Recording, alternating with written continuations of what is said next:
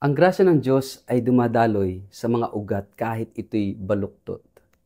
Sa isang kasaysayang tila sirang-sira, naroon ang pagdaloy ng pag-ibig na walang humpay.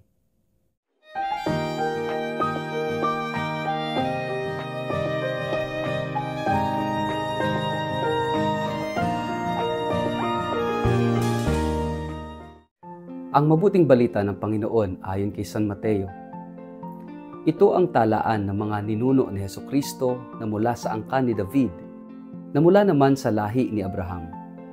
Mula kay Abraham hanggang kay Haring David, ang mga ninuno ni Jesus ay sina Abraham, Isaac, Jacob na ama ni Juda at ng kanyang mga kapatid. Juda na ama ni Fares at Zara kay Tamar, Fares, Esrom, Aram, Aminadab, Naason, Salmon, Boaz na anak ni Salmon kay Rahab, Obed na anak ni Boaz kay Ruth, at Jesse na ama ni Haring David. Mula naman kay Haring David hanggang sa naging bihag ang mga taga-Huda sa Babylonia. Ang mga ninuno ni Jesus ay sina David, Solomon na anak ni Haring David sa asawa ni Urias, Rehoboam, Abias, Asa, Jehoshaphat, Joram, Ozias, Jotam, Akaz, Ezekias, Manases, Amon, Hosias, Hekonias, at ang mga kapatid nito. At pagkatapos na sila'y maging bihag sa Babylonia, hanggang sa ipanganak si Jesus, ang mga ninuno niya ay sina Hekonias, Salatiel, Zerubabel, Abiud, Eliakim, Azor, Sadok, Akim, Eliud, Eleazar, Matan, Jacob, at si Jose na asawa ni Maria. Si Maria ang ina ni Jesus, ang tinatawag na Kristo. Ang mabuting balita ng Panginoon. Word of the day, hear what God has to say. Mapagpalang araw po sa inyong lahat. Kumusta po kayo? Ang ating word of the day ay roots. Mga kapatid, sa ating pagdiriwang ngayon ng kapistahan ng pagsilang ng mahal na Birheng Maria, ipinapakita ng Ebanghelyo mula kay San Mateo na ang Diyos ay kumikilos sa kasaysayan, hindi sa labas nito, kundi sa mismong gitna ng ating pinagmulan, sugat at kahinaan. Nagsisimula ang Ebanghelyo sa tila simpleng talaan ng mga pangalan mula sa kay Abraham hanggang kay Jose, asawa ni Maria, na naging ina ni Jesus na tinatawag na Kristo. Kung tutuusin, para bang ordinaryong talaan lamang ito, ngunit sa mas malalim na pagbasa, ito ay kwento ng pagtitiyaga ng Diyos na magdala ng kaligtasan sa pamamagitan ng mga henerasyon. Sa listahang ito, makikita natin ang mga dakilang tauhan ng kasaysayan ng Israel, sina Abraham, Jacob at David. Ngunit nariyan din ang mga makasalanan, ang mga nagkamali, at ang mga may madilim na bahagi ng buhay. Nariyan si Jacob na nandaya, si David na nagkasala, at ang ilang babae tulad ni Rahab at Betsabe na may kwento ng kahinaan. Ano ang ipinapakita nito? Ang Diyos ay hindi pumipili ng perpektong pamilya upang isilang ang tagapagligtas. Sa halip, pinili niya ang isang pamilya at kasaysayan na may kahinaan upang ipakita na ang biyaya niya ay higit sa lahat ng ating kakulangan.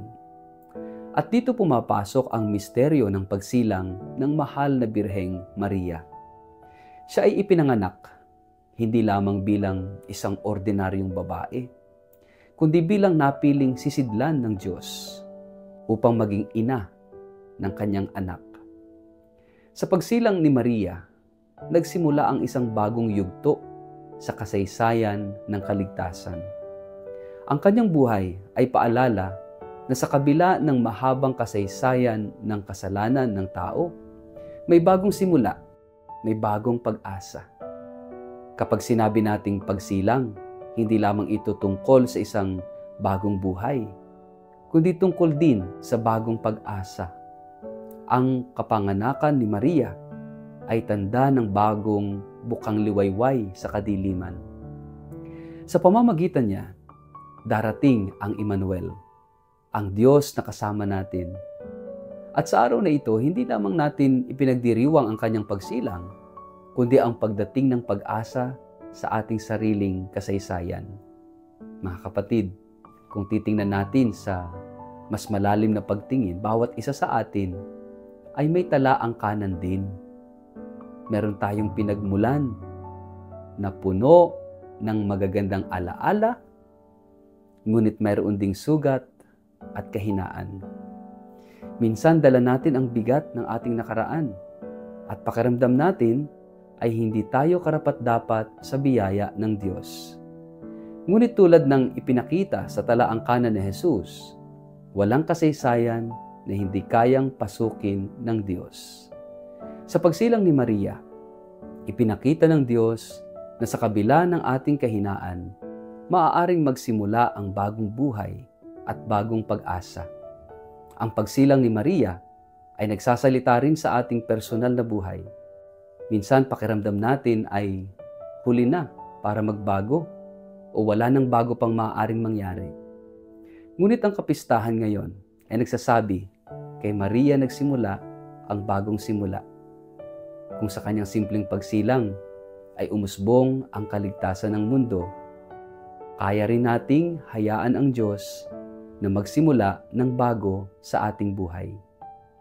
Ang tanong na hamon sa atin, handa ba tayong payagan ang Diyos na ipanganak muli ang pag-asa sa ating puso? Mga kapatid, sa bawat misa, muling ipinapanganak si Kristo sa ating piling. At sa bawat pagdiriwang ng kapistahan ng mahal na Birheng Maria, ipinapaalala sa atin na may bagong pag-asa, may bagong bukas. Ang kanyang buhay ay paanyaya na magtiwala sa plano ng Diyos. Kahit hindi natin lubos na nauunawaan, ang kanyang pagsilang ay tanda na ang Diyos ay tapat sa kanyang pangako at hindi tayo kailanman iiwan. Tayo po'y magnilay. Sa anong bahagi ng ating buhay kailangan nating hayaan ang Diyos na magsimula muli ng bagong pag-asa, gaya ng ginawa niya sa pagsilang ng mahal na Birheng Maria. Sa ngalan ng Ama at ng Anak at ng Espiritu Santo. Amen. Mahal naming Birheng Maria, na sa iyong pagsilang ay nagsimula ang bagong pag-asa ng sangkatauhan. Ipanalangin mo kami na matuto kaming magtiwala sa plano ng Diyos. Turuan mo kaming maging bukas sa bagong simula, kahit sa gitna ng aming mga sugat at kahinaan. O Diyos na aming Ama, salamat sa regalo ng buhay ni Maria. Naway sa kanyang halimbawa, matutunan naming yakapin ang aming kasaysayan at hayaan ka na baguhin ito bilang kasaysayan ng kaligtasan. Amen. Pagpalain po kayo at ingatan ng makapangyarihang Diyos, Ama, Anak at Espiritu Santo. Amen.